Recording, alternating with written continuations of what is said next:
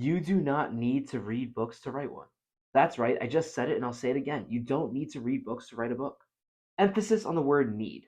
Look, before you go to the comments section and call me dumb, just hear me out. I'm not saying that an aspiring author should not read books. That would be a pretty dumb thing to say. In fact, I know there's a tip out there that says you shouldn't really read books while you're writing one, and I'm going to go ahead and say you should ignore that. That's a bad tip. I don't know why they say that. Look, I think everyone should read books, regardless of their writing aspirations. Reading books is a great way for authors to learn new words, the art of storytelling, and come up with more inspiration for their own books. Honestly, I think reading books is the second best way to learn how to write a book, which is why I say you don't need to read books to become a writer. The best way to learn how to become a writer and what you actually need to do if you want to learn how to write a book is writing books. And that's why I feel like it's wrong to say that you need to read books in order to write one. A lot of new authors fall into this trap where they feel like they're not ready to write a book yet. They feel like they need to study more writing first, read all the classics, read all the popular books in their genre, and even read bad books just to see what a bad book is like compared to a good one. On a side note, you should probably stick to reading stuff that you'd actually enjoy. Also, if you think a book is going to be bad, don't waste your time because you think you'll get a confidence boost if you read a bad book as opposed to a good one.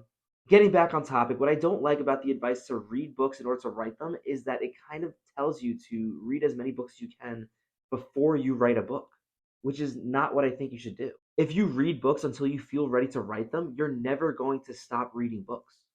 Because until you make mistakes from writing books, you're never going to be ready to write a book.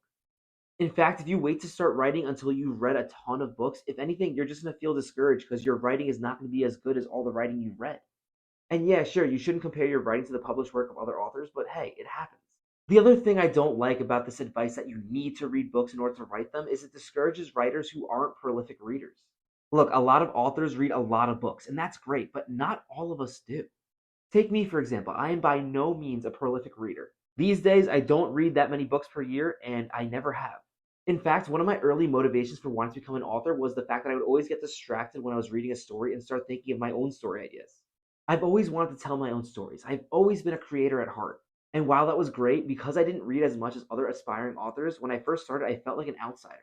I just didn't have the same love for reading that other people said I had to have if I wanted to write a book.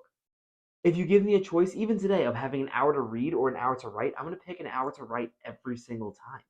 I tried to look up some resources back then to try to find some other people like me, and I mostly just found videos of people making fun of people like me who really want to write stories even though they didn't read that many.